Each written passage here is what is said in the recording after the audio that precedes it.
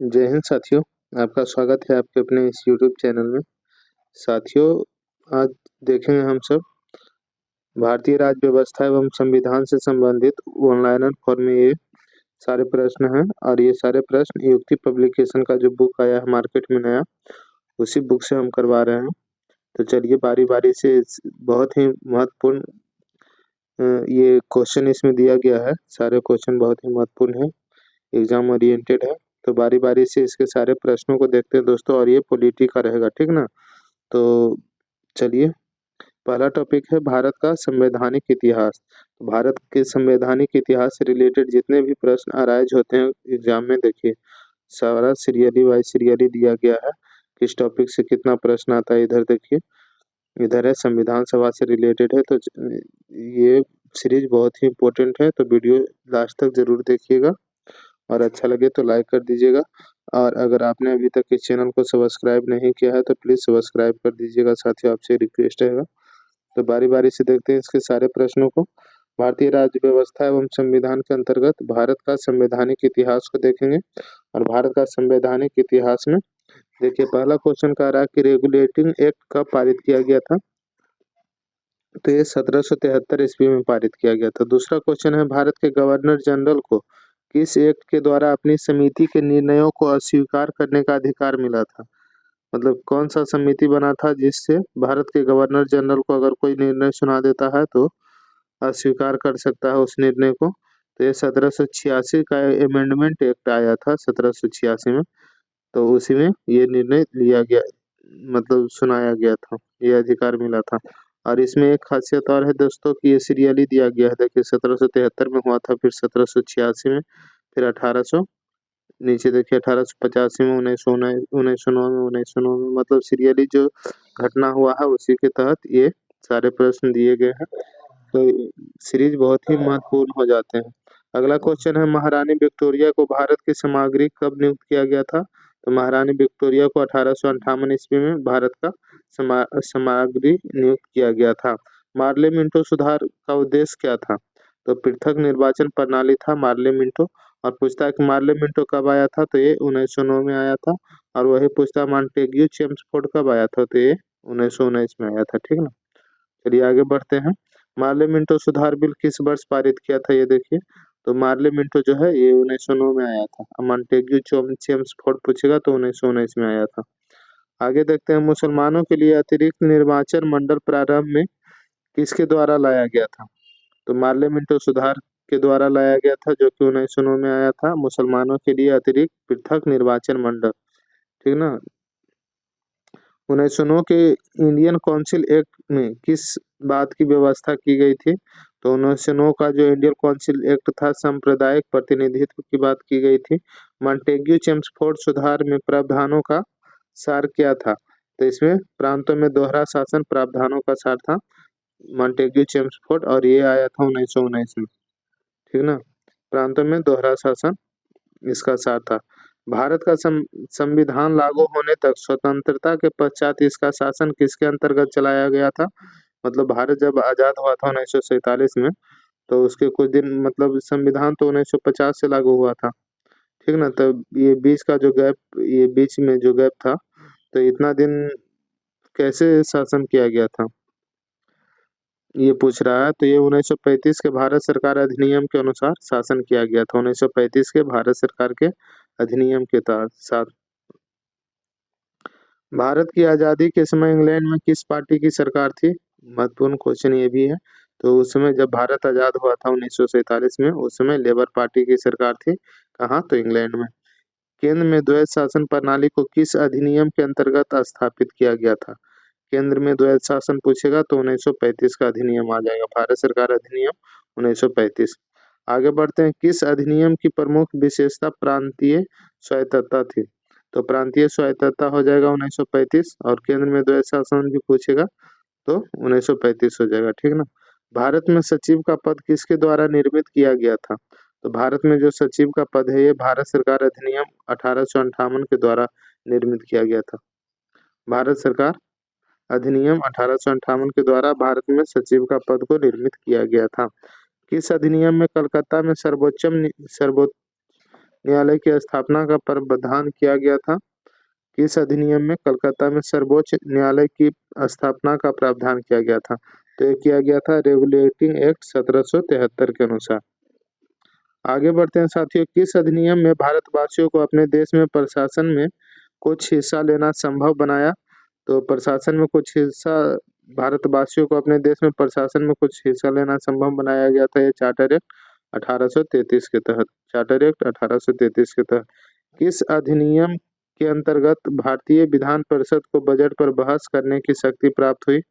Budget पर बहस करने की शक्ति भारत परिषद अधिनियम 1892 के तहत प्राप्त हुआ था।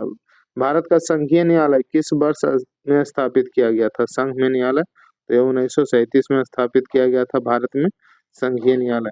अगला क्वेश्चन है कि केंद्र में कौन सा एक्ट द्विसदनीय विधायिका लाया? केंद्र में कौन सा एक्ट था जो द्विसदनीय विधायिका लाया था? तो 1819 का एक्ट जो है ये लाया था। 1935 का गवर्नमेंट ऑफ इंडिया एक्ट क्यों महत्वपूर्ण है? तो यह भारतीय संविधान का प्रमुख स्रोत है, ठीक ना। भारतीय संविधान जो बना है उसमें लगभग इसी से इससे भी बहुत सारा मतलब हूबहू कॉपी कर लिया गया है, तो इसलिए पूछ रहा है कि 1935 का अमेंडमेंट एक्ट क्यों महत्वपूर्ण है? तो क्योंकि यह भारतीय संविधान का प्रमुख स्रोत है। आगे है मतलब ये करके दिया गया है। तो भारत का वर्तमान संवैधानिक ढांचा बहुत कुछ 1935 के अधिनियम पर आधारित है। बताया ना कि मतलब जो भारत का संविधान बना है उसमें बहुत सारा पॉइंट है जो 1935 के भारत सरकार अधिनियम के कॉपी कर लिया गया है। चलिए आगे देखते हैं साथियों। अब दूसरा टॉपिक है भारतीय संविधान। भारतीय संविधान से रिलेटेड जितना भी प्रश्न एग्जाम में आते हैं उन सारे प्रश्नों को देखते हैं। भारत की संविधान सभा गठित करने का आधार क्या है? तो संविधान सभा गठित करने का आधार है कैबिनेट मिशन प्लान 1946। आगे बढ़ते हैं, भारत की संविधान सभा किसके अनुसार गठित किया गया था? तो ये कैबिनेट मिशन योजना के तहत गठित किया गया था।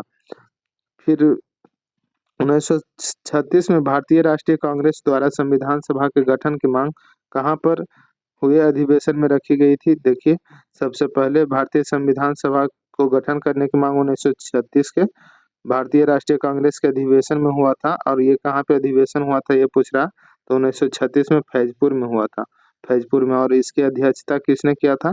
तो पंडित जवाहरलाल नेहरू के द्वारा अध्यक्षता किया गया था। कैबिनेट मिशन योजना के अनुसार संविधान सभा में कुल कितने सदस्य होने थे? तो कैबिनेट मिशन योजना के तहत संविधान सभा में 389 सदस्य होने थे। कैबिनेट मिशन योजना के अंतर्गत संविधान निर्मात्री परिषद में प्रत्येक प्रांत के आवंटित सदस्य संख्या निर्धारित करने के लिए एक प्रतिनिधि कितनी जनसंख्या के अनुपात में था? ये भी क्वेश्चन आता है एग्जाम में साथियों कि कैबिनेट मिशन योजना के अंतर्गत जो संविधान बनाने के लिए परिषद गठित किया गया था उसमें एक परिषद का मतलब चयन कितने जनसंख्या पर होता है? तो एक परिषद का चयन होता था 10 लाख व्यक्ति पर एक व्यक्ति निकल के जाते थे संविधान सभा में, ठीक ना, 10 लाख व्यक्ति। आगे है संविधान सभा के सदस्यों को किसने प्रत्यक्ष रूप से निर्वाचित किया था? संविधान सभा के सदस्यों को प्रांतों की विधानसभा ने प्रत्यक्ष रूप से निर्वाचित किया था, प्रांतों की विधानसभा ने। संविधान सभा में किस प्रांत का प्रतिनिधित्व सबसे अधिक था? तो ये जो संयुक्त प्रांत है, ये उत्तर प्रदेश वाला एरिया, उससे सबसे ज्यादा लोग गए थे संविधान सभा में। उस समय प्रांत चलता था, राज नहीं था, प्रांत बोला जाता था, तो संयुक्त प्रांत से सबसे ज्यादा लोग गए थे संविधान सभा में। संविधान सभा में किस देशी रियासत के प्रतिनिधित्व ने भाग नहीं लिया था? ये भी क्वेश्चन आता है कि सबसे ज्यादा कहाँ से आता है क्वेश्चन पूछेगा, तो संयुक्त प्रांत हो जाएगा। वही पूछेगा कि किस देशी रियासत के प्रतिनिधि ने भाग नहीं लिया था? तो हैदराबाद के प्रतिनिधियों ने भाग नहीं लिया था। और एक प्रतिनिधि कितने जनसंख्या पर होता था? तो अभी देखें 10 लाख की जनसंख्या पर एक प्रतिनिधि होते थे। बी आर अम्बेडकर का संविधान सभा में निर्वाचन हुआ था, कहाँ से निर्वाचन हुआ था साथियों? तो भीमराव अंबेडकर का निर्वाचन हुआ था पश्चिम बंगाल से। और यही जो जब पाकिस्तान बन गया, पश्चिम बंगाल वाला एरिया जब पाकिस्तान में चला गया बांग्लादेश में, तो फिर भीमराव अंबेडकर का चयन हुआ था बम्बई से। तो बहुत ही इम्पोर्टेंट क्वेश्चन है, ठीक ना। पूछता है कि जब भीमराव अंबेडकर का कितना लोग बम्बई मार देते हैं, तो पहले ये पश्चिम बंगाल से ही थे, उसके बाद जब विभाजन में बढ़कर आगे बढ़ पाकिस्तान में चला गया था, तो भीमराव अंबेडकर का चयन मुंबई से हुआ था। भारतीय संविधान को किसने बनाया था? तो भारतीय संविधान को संविधान सभा ने बनाया था। संविधान सभा के लिए चुनाव कब संपन्न हुए? 1946 में संविधान सभा के लिए चुनाव संपन्न हुए थे। भारतीय संविधान सभा की स्थापना कब हुई थी साथियों? तो स्थापना हुआ था 9 दिसंबर 1946 में। और ये क्वेश्चन ये भी आता है कि इसमें अध्यक्ष कौन किए थे? तो सच्चिदानंद सिन्हा, जो कि बिहार से थे, और ये अस्थायी अध्यक्ष थे, ठीक ना। अस्थायी पूछेगा कौन थे? तो 9 दिसंबर 1946 का जो प्रथम बैठक हुआ था, इसमें अस्थायी अध्यक्ष की भूमिका निभाए थे इसने, तो सच्चिदानंद सिन्हा ने। और वही पूछेगा कि अस्थायी अध्यक्ष कौन थे? तो डॉक्टर राजेंद्र प्रसाद हो जाएगा, डॉक्टर राजेंद्र प्रसाद। और ये कब अध्यक्षता किए थे? तो डॉक्टर राजेंद्र प्रसाद 9 दिसंबर से 2 दिन बाद यानी कि 11 दिसंबर 1946 को अध्यक्षता किए थे, और उसके बाद ये परमानेंट अध्यक्ष यही बन गए थे। चलिए आगे बढ़ते हैं। देखिए, भारतीय संविधान सभा की स्थापना कब हुई थी? तो 9 दिसंबर 1946 में। संविधान सभा का प्रथम अधिवेशन कहाँ हुआ था? तो ये दिल्ली में हुआ था पहला अधिवेशन। संविधान सभा के उद्घाटन अधिवेशन की अध्यक्षता किसने किया था? अभी बताएं कि 9 दिसंबर 1946 को उद्घाटन अधिवेशन था, प्रथम अधिवेशन था, और इसका अध्यक्षता किया गया था सच्चिदानंद सिन्हा के द्वारा, जो कि अस्थायी अध्यक्ष थे, अस्थायी। संविधान सभा का पहला सत्र हुआ था, तो ये 9 दिसंबर 1946 को ही सही आंसर हो जाएगा। देखिए यहाँ पे क्वेश्चन आ गया है, दोनों यहाँ पे कुछ डार्क करके दिया गया है ना, ये दोनों पॉइंट। संविधान सभा के अस्थायी पूछेगा, मतलब अस्थायी अध्यक्ष कौन थे? तो सच्चिदानंद सिन्हा हो जाएंगे। और संविधान सभा के अस्थायी परमानेंट अध्यक्ष पूछेंगे तो ये राजेंद्र प्रसाद हो जाएंगे। ये 9 दिसंबर 1946 को अध्यक्षता किए थे, 9 दिसंबर 1946 को। वही राजेंद्र प्रसाद 11 दिसंबर 1946 को, ध्यान में रखिएगा। चलिए आगे बढ़ते हैं। 11 दिसंबर 1946 को किसी संविधान सभा का अस्थायी यानी कि परमानेंट अध्यक्ष चुना गया था? तो ये डॉक्टर राजेंद्र प्रसाद को चुना गया था। और आगे बढ़ते हैं साथियों। संविधान सभा का संवैधानिक सलाहकार किसे नियुक्त किया गया था? तो बी एन राव जो थे, ये संविधान सभा के संवैधानिक सलाहकार थे, बी एन राव, याद रखिएगा, बी एन राव।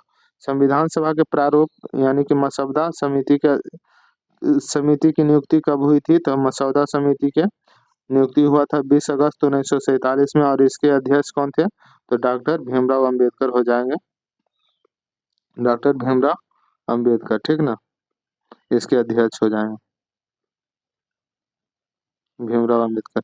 आगे बढ़ते हैं। संविधान सभा के प्रारूप यानी कि मसौदा समिति की नियुक्त कब की गई थी? तो 20 अगस्त 1947 को। और भारतीय संविधान सभा की प्रारूप यानी कि मसौदा समिति के अध्यक्ष ये देखिए दिया हुआ है, तो मसौदा समिति के अध्यक्ष पूछेगा तो डॉक्टर भीमराव अंबेडकर हो जाएंगे, भीमराव अंबेडकर। आगे बढ़ते हैं साथियों। ये देखिए यहाँ पे क्वेश्चन, मतलब जो प्रीवियस पहले एग्जाम में इस टॉपिक से आया हुआ वो सब क्वेश्चन दिया गया है। तो भारतीय संविधान सभा का गठन कब हुआ था?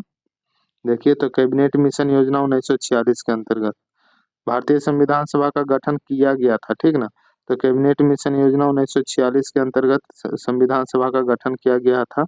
ये देखिए एग्जाम में आया है, वो सब इंडिकेट किया गया है। अगला क्वेश्चन है कि भारतीय संविधान के निर्माण के समय संवैधानिक सलाहकार कौन थे? अभी कुछ देर पहले देखे हैं। तो भारतीय संविधान के निर्माण के समय संवैधानिक सलाहकार जो थे, ये बी एन राव थे, बी एन राव। दोस्तों वीडियो अगर स्लो लगेगा तो स्पीड करके देख सकते हैं आप सब। आगे बढ़ते हैं साथियों। भारत का संविधान पूर्ण रूप से तैयार हुआ था, तो पूर्ण रूप से ये तैयार हो गया था 26 नवंबर 1949 को। वह पूछेगा कि लागू कब से हुआ था? तो 26 जनवरी 1950 से ये लागू हुआ था। यहाँ पे क्वेश्चन पूछ रहा कि पूर्ण रूप से तैयार कब हुआ था। कितना लोग कंफ्यूज हो जाते हैं इन दो वाक्यों में, तो क्वेश्चन को अच्छा से देखना है, उसके बाद समझ में मतलब पता चल जाएगा। तो देखिए, संविधान पूर्ण रूप से तैयार हो गया था 26 नवंबर 1949 को, और ये 26 जनवरी 1950 को ये लागू हुआ था, ठीक ना। आगे बढ़ते हैं साथियों। पीसीएस में देखिए क्वेश्चन आया है, यूपी पीसीएस प्री मेंस दोनों। भारत का संविधान किस तिथि को अपनाया गया था? अभी ऊपर में देखे थे, उसमें लागू मतलब पूछा बनकर तैयार कब हो गया था? तो 26 नवंबर 1949 को। लेकिन लागू कब अपनाया कब गया था? तो 26 जनवरी 1950 को अपनाया गया था, ठीक ना। पहला ऑप्शन ठीक हो जाए सही हो जाएगा। एमपीपीसीएस में देखिए क्वेश्चन आया। बहुत सारे एग्जाम में क्वेश्चन आते हैं, ऐसा नहीं है कि मतलब जो इंडिकेट किया गया है उसी में सिर्फ आता है। तो इसलिए सारे प्रश्न महत्वपूर्ण है। वीडियो को लास्ट तक देखिए, और अगर स्लो लगता है तो स्पीड करके देख सकते हैं, कोई दिक्कत नहीं है साथियों। भारतीय संविधान सभा में कुल कितना महिला सदस्य थे? तो महिला सदस्यों की संख्या 15 थी संविधान सभा में। संविधान की प्रारूप यानी कि मसौदा समिति के समक्ष प्रस्तावना का प्रस्ताव किसने रखा था? तो मसौदा समिति के अध्यक्ष अभी कुछ देर पहले देखे थे, कौन थे? तो डॉक्टर भीमराव अंबेडकर थे दोस्तों, भीमराव अंबेडकर। और यहाँ पे पूछ रहा है कि संविधान का प्रारूप यानी कि मसौदा समिति के समक्ष सामने प्रस्तावना का प्रस्ताव किसने रखा था? तो ये पंडित जवाहरलाल नेहरू जी ने रखे थे। पंडित जवाहरलाल नेहरू ने प्रस्तावना का प्रस्ताव रखा था। भारतीय संविधान सभा की संघीय शक्ति समिति के अध्यक्ष कौन थे? संघीय शक्ति यानी कि संघ की शक्ति समिति के अध्यक्ष कौन थे? तो ये पंडित जवाहरलाल नेहरू जी थे। भारतीय संविधान को अपनाया गया था, तो ये संविधान सभा के द्वारा अपनाया गया था, ठीक ना। संविधान सभा के द्वारा भारतीय संविधान को अपनाया गया था। भारत को एक संविधान देने का प्रस्ताव संविधान सभा द्वारा पारित किया गया था। कब पारित किया गया था? तो ये 22 जनवरी 1947 को भारत में एक संविधान देने का प्रस्ताव संविधान सभा द्वारा कब पारित किया गया था? तो ये पारित किया गया था 22 जनवरी 1947 को। 22 जनवरी 1947 को। आगे बढ़ते हैं साथियों। संविधान निर्मात्री सभा में झंडा समिति के अध्यक्ष कौन थे? इंपॉर्टेंट क्वेश्चन है। क्वेश्चन आता है कि झंडा समिति के अध्यक्ष कौन थे? तो ये जेबी कृपलानी हो जाएंगे, ठीक ना, जेबी कृपलानी। भारतीय राष्ट्रीय झंडे की अभिकल्पना को भारत की संविधान सभा में ग्रहण किया गया था। तो ये जुलाई 1947 को झंडे की अभिकल्पना को भारतीय संविधान सभा में ग्रहण किया गया था, जुलाई 1947 को। भारतीय संविधान सभा ने भारतीय राष्ट्रीय ध्वज की रूपरेखा को अंगीकार किया था कब? तो 22 जुलाई 1947 को अंगीकार किया था भारतीय तिरंगे झंडे के रूपरेखा को। ये 22 जुलाई 1947 हो जाएगा। संविधान सभा ने संविधान की अंतिम रूप से किस दिन पारित किया था? संविधान सभा ने संविधान को अंतिम रूप से किस दिन पारित किया था? तो ये 26 नवंबर 1949 को पारित किया था। लागू कब से हुआ था? तो अभी ऊपर में देखे थे 26 जनवरी 1950 से ये लागू हो गया था, और इसीलिए हम सब 26 जनवरी को गणतंत्र दिवस के रूप में मनाते हैं। आगे बढ़ते हैं साथियों। अगला क्वेश्चन है, भारत के संविधान का प्रारूप तैयार करने वाली संविधान सभा के सदस्यों को विभिन्न प्रांतों की विधानसभाओं द्वारा चुना गया था। विधानसभा के द्वारा चुना गया था। और अभी ऊपर में क्वेश्चन देखे थे कि एक प्रतिनिधि को कितनी जनसंख्या पर चुना गया था? तो 10 लाख की जनसंख्या पर एक प्रतिनिधि आए थे संविधान सभा में, एक प्रतिनिधि, ठीक ना। चलिए आगे बढ़ते हैं साथियों। याद रखिएगा कि विभिन्न प्रांतों के विधानसभा के द्वारा चुना गया था इन लोगों को। संविधान सभा द्वारा अंतिम रूप से पारित संविधान में कुल कितने अनुच्छेद और अनुसूचियां थी? तो 395 अनुच्छेद थे और 8 अनुसूचियां थे। जब संविधान सभा द्वारा अंतिम रूप से संविधान पारित हुआ था उसमें 395 अनुच्छेद 8 अनुसूचियां इंपोर्टेंट पॉइंट है, इसलिए डार्क करके देखिए दिया गया है। भारत के किस संविधान सभा की रचना हेतु संविधान सभा का विचार किसने भारत के लिए संविधान सभा की रचना हेतु संविधान सभा का विचार किसने प्रस्तुत किया था? तो स्वराज पार्टी ने 1942 में संविधान सभा का विचार प्रस्तुत किया था। आगे बढ़ते हैं। भारतीय संविधान सभा के प्रथम दिन के अधिवेशन की अध्यक्षता किसने किया था? तो अभी ऊपर में देखे थे साथियों कि प्रथम दिन के अधिवेशन की अध्यक्षता जो है सच्चिदानंद सिन्हा के द्वारा किया गया था। और डेट पूछेगा तो 9 दिसंबर 1946 बताइएगा। और ये पूछेगा कि मतलब ये अस्थायी अध्यक्ष थे, ठीक ना। स्वतंत्र भारत के संविधान सभा के अध्यक्ष कौन थे? तो ये राजेंद्र प्रसाद थे, और इनका डेट पूछेगा तो 11 दिसंबर 1946 से ये परमानेंट अध्यक्ष रह गए थे, और ये अस्थायी अध्यक्ष रहे थे सच्चिदानंद सिन्हा। संविधान सभा ने भारत के संविधान को कब स्वीकृत किया था? तो 26 नवंबर 1949 को स्वीकृत किया था। भारत का संविधान कब लागू हुआ था? देखिए दोनों में अंतर है दोस्तों। ये स्वीकृत किया था 26 नवंबर 1949 को, यहाँ पे है लागू हुआ था। कब लागू हुआ था? तो 26 जनवरी 1950 को। तो चलिए यहाँ पे दूसरा टॉपिक भी खत्म हुआ दोस्तों, और यहाँ पे अब तीसरा टॉपिक है। तो आइए एक टॉपिक और देख लेते हैं, और ये सीरीज कंटिन्यू रहेगा साथियों। बताइएगा कि कैसा लगा, और अच्छा लगेगा तो प्लीज़ कमेंट में कमेंट बॉक्स में लिख दीजिएगा नाइस, और वीडियो लाइक कर दीजिएगा। संविधान का प्रस्तावना है तीसरा टॉपिक। तो तीसरा टॉपिक देखते हैं संविधान की प्रस्तावना को। इसमें है संविधान की प्रस्तावना से जितने भी महत्वपूर्ण पॉइंट एग्जाम में पूछते हैं, उन सारे महत्वपूर्ण टॉपिकों को दिया गया, महत्वपूर्ण पॉइंटों को दिया गया है। तो भारतीय संविधान के किस भाग को उसकी आत्मा की संज्ञा प्रदान किया गया है? तो भारतीय संविधान की आत्मा किसे कहा जाता है? तो प्रस्तावना को कहा जाता है। वही पूछेगा कि भीमराव अंबेडकर ने किसे भीमराव अंबेडकर ने भारतीय संविधान की आत्मा किसे कहा है? तो वो हो जाएगा आर्टिकल 32 हो जाएगा। वहां पे भीमराव अंबेडकर से पूछेगा तब आर्टिकल 32 हो जाएगा।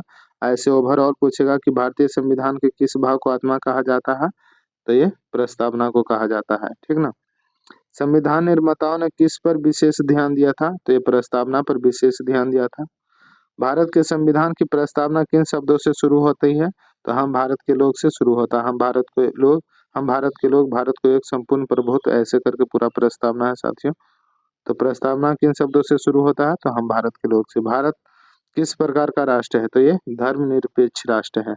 धर्मनिरपेक्ष राष्ट्र है, कोई भी अपना मतलब धर्म नहीं है भारत का। धर्मनिरपेक्ष का अर्थ क्या होता है? सभी धर्मों का महत्व स्वीकार करना, सभी धर्मों को एक समान स्वीकार करना। भारत एक धर्मनिरपेक्ष राज्य है, इसका मतलब है कि भारत राज्य किसी निश्चित धर्म का समर्थन नहीं करता, कोई एक धर्म का समर्थन नहीं करता है, बल्कि सभी धर्मों को समान दृष्टि से देखता है। यही धर्मनिरपेक्ष राज्य का महत्व मतलब होता है। गणतंत्र राष्ट्र होता है तो जहाँ राज्य जहाँ पर अध्यक्ष वंशानुगत रूप से न हो, वो गणतंत्र हो जाएगा। मतलब जैसे होता है कितना जगह पे है, अभी कोई राजा है, उसका पुत्र राजा बनेगा, फिर उसका पुत्र मतलब उसी का वंश चलते आता है, तो गणतंत्र उसे नहीं कहते। गणतंत्र राष्ट्र होता है जहाँ अध्यक्ष वंशानुगत रूप से नहीं हो, ठीक ना। भारतीय संविधान की प्रस्तावना में भारत को किस रूप में घोषित किया गया था? तो एक प्रभुत्व संपन्न समाजवादी धर्मनिरपेक्ष प्रजातांत्रिक गणराज्य के रूप में घोषित किया गया था प्रस्तावना को। भारत एक गणतंत्र है, इसका क्या अर्थ है? तो भारत में वंशानुगत शासक नहीं है, वंशानुगत शासक नहीं है, यही मतलब अर्थ है। कौन सा शब्द भारत के संविधान के उद्देशिका में नहीं है? तो लोक कल्याण जो है भारत के उद्देशिका में नहीं है। कल्याणकारी राज्य का उद्देश्य क्या है? तो कमजोर वर्गों के कल्याण का प्रावधान करना कल्याणकारी राज्य का उद्देश्य है। भारत को एक गणराज्य मुख्य रूप से माना जाता है, क्योंकि तो राज्य अध्यक्ष का चुनाव होता है, इसलिए भारत को एक गणराज्य मुख्य रूप से माना जाता है। आगे बढ़ते हैं। संविधान सभा में समवर्ती सूची किसके किसके संविधान से ली गई है? तो समवर्ती सूची जो है दोस्तों, ये ऑस्ट्रेलिया से लिया गया है। भारत में लैंगिक सार्वभौमिकता है, क्योंकि संविधान की प्रस्तावना प्रारंभ होती है तो हम भारत के लोग शब्दों से। लैंगिक सार्वभौमिकता है क्योंकि संविधान का प्रस्तावना जो है ये स्टार्ट होता है हम भारत के लोग से। भारतीय संविधान की प्रस्तावना में जिन आदर्शों एवं उद्देश्यों की रूपरेखा दी गई है, उनकी आगे व्याख्या की गई है। तो मूल अधिकार, राज्य के नीति निर्देशक तत्व और राज्य के नीति निर्देशक सिद्धांतों एवं मूल कर्तव्यों में। आगे है कि किस वर्ष भारत एक प्रभुत्व संपन्न प्रजातांत्रिक गणराज्य बना था साथियों? तो ये 1950 में बना था, क्योंकि 26 जनवरी 1950 से ही संविधान लागू हो गया था। आगे बढ़ते हैं। देखिए अब इससे रिलेटेड क्वेश्चन दिया गया है कि भारतीय गणतंत्र की 26 जनवरी 1950 को सही संवैधानिक वास्तु स्थापित किया गया था जब संविधान लागू किया गया था। तो संविधान लागू हुआ था तो उस समय देखिए, जब संविधान लागू हुआ था 26 जनवरी 1950 को, तो संवैधानिक वास्तु स्थिति क्या थी? तो उसका सही आंसर हो जाएगा संपूर्ण प्रभुत्व संपन्न लोकतंत्रात्मक गणराज्य ये था, ठीक ना। सी ऑप्शन सही हो जाएगा। आगे है भारतीय संविधान की प्रस्तावना में पंथ निरपेक्ष शब्द जोड़ा गया है। तो पंथ निरपेक्ष शब्द जो है ये 42वें संविधान संशोधन के द्वारा जोड़ा गया है साथियों, पंथ निरपेक्ष शब्द को। अगला पॉइंट है हमारे, देखिए यहाँ पे दिया गया है संविधान में हमारे राष्ट्र का उल्लेख किस नाम से किया गया है। ये भी क्वेश्चन आता है कि भारत में ये संविधान में हमारे राष्ट्र का उल्लेख किस नाम से किया गया है? तो भारत तथा इंडिया नाम से किया गया है। यही दो नाम मिलेगा, मतलब आपको संविधान में और कोई हिंदुस्तान और आर्यावर्त ये सब नहीं मिलेगा। आगे बढ़ते हैं। भारतीय संविधान की प्रस्तावना में निम्नलिखित में से किस स्वतंत्रता का वर्णन नहीं है? तो स्वतंत्रता, विचार की स्वतंत्रता है, विचार प्रकट करने की भी स्वतंत्रता है, विश्वास की स्वतंत्रता है, लेकिन आर्थिक स्वतंत्रता जो है ये नहीं है साथियों। तो इसका डी ऑप्शन सही हो जाएगा। भारतीय संविधान का कौन सा भाग संविधान का आत्मा कहलाता है? ये देखिए अभी ऊपर में पढ़े थे, तो ये उद्देशिका यानी कि प्रस्तावना उद्देशिका को ही कहते हैं। तो प्रस्तावना को संविधान की आत्मा कहा जाता है। और वही पूछेगा कि भीमराव अंबेडकर ने किसे संविधान की आत्मा कहा है? तो आर्टिकल 32 को, उपचार के अधिकार को संविधान की आत्मा कहा है भीमराव अंबेडकर ने। अब तक भारत के संविधान की उद्देशिका में कितनी बार संशोधन किया जा चुका है? तो अभी तक मात्र एक बार संविधान की उद्देशिका प्रस्तावना को ही कहते हैं दोस्तों, कंफ्यूज नहीं होइएगा, उद्देशिका प्रस्तावना को ही कहते हैं। तो प्रस्तावना में अभी तक कुल एक बार ही संशोधन हुआ है। भारतीय संविधान की उद्देशिका में परिवर्तन किस संशोधन अधिनियम में किए गए थे? तो ये 42वां संशोधन हुआ था, 42वां संविधान संशोधन हुआ था 1976 में। 42वां संविधान संशोधन 1976 में हुआ था। उसी के तहत भारतीय संविधान की प्रस्तावना में संशोधन किया गया था, मात्र एक बार हुआ है। आगे बढ़ते हैं। अगला क्वेश्चन, सारा क्वेश्चन इसको देख लेते हैं इसका। भारतीय संविधान की प्रस्तावना को जिन आदर्शों एवं उद्देश्यों की रूपरेखा दी गई है उनकी व्याख्या की गई है। तो उनकी व्याख्या मूल अधिकारों, राज्य के नीति निर्देशक सिद्धांतों एवं मौलिक कर्तव्यों में किया गया। ऊपर में जो देखे थे उसी से रिलेटेड यहाँ पे क्वेश्चन दिया गया है, किस टाइप का क्वेश्चन एग्जाम में पूछता है। निम्नलिखित अधिकारों में से कौन सा अधिकार अनुच्छेद 19 के पहला डी को अनुच्छेद 21 से मिलाकर पढ़ने से प्राप्त होता है? तो इसका सही आंसर कौन सा हो जाएगा बताइएगा। तो इसका सही आंसर हो जाएगा एकांतता का अधिकार, एकांतता का अधिकार। आगे, संविधान के अंतर्गत मूल अधिकारों का संरक्षक कौन है? संविधान के अंतर्गत मूल अधिकारों का संरक्षक किसे माना जाता है? तो ये सर्वोच्च न्यायालय यानी कि सुप्रीम कोर्ट को माना जाता है, सुप्रीम कोर्ट को। भारतीय संविधान के अंतर्गत निम्नलिखित में से किसे मूल अधिकारों का संरक्षक समझा जाता है? तो मूल अधिकार का संरक्षक न्यायपालिका को समझा जाता है। और वही यहाँ पे है, मूल अधिकारों का, संविधान के अंतर्गत मूल अधिकारों का संरक्षक कौन है? तो कौन है? तो ये सर्वोच्च न्यायालय है। और संविधान के अंतर्गत निम्नलिखित में से किसे मूल अधिकारों के संरक्षक समझा जाता है? तो ये न्यायपालिका को समझा जाता है। सी ऑप्शन सही हो जाएगा। निम्नलिखित में से किस एक अधिकार को डॉक्टर भीमराव अंबेडकर द्वारा संविधान की आत्मा कहा गया था? अभी दो बार हम ऊपर में रिपीट किए थे साथियों, कंफ्यूज नहीं होइएगा। तो ये संवैधानिक उपचार का अधिकार जो है, इसे डॉक्टर भीमराव अंबेडकर के द्वारा संविधान की आत्मा कहा गया था। और ये संवैधानिक उपचार का अधिकार आर्टिकल 32 में है, आर्टिकल 32 में है। देखिए कितना एग्जाम में क्वेश्चन आया है, देख लिया, आईएएस में भी आया है, पीसीएस में भी आया, और बहुत सारा मतलब एग्जाम में आता है, लेकिन सब इंगेज नहीं कर पाता है। तो चलिए दोस्तों, अब अगला आगे वीडियो में देखेंगे, ठीक ना। यहाँ तक कैसा लगा वीडियो बताइएगा जरूर, और अच्छा लगा होगा तो प्लीज़ लाइक कर दीजिएगा दोस्तों वीडियो को, और दोस्तों में शेयर कर दीजिएगा। और अगर आपने अभी तक इस चैनल को सब्सक्राइब नहीं किया है तो प्लीज़ सब्सक्राइब कर दीजिएगा, आपसे यही एक रिक्वेस्ट रहेगा साथियों। तो चलिए मिलते हैं अगले वीडियो में, धन्यवाद।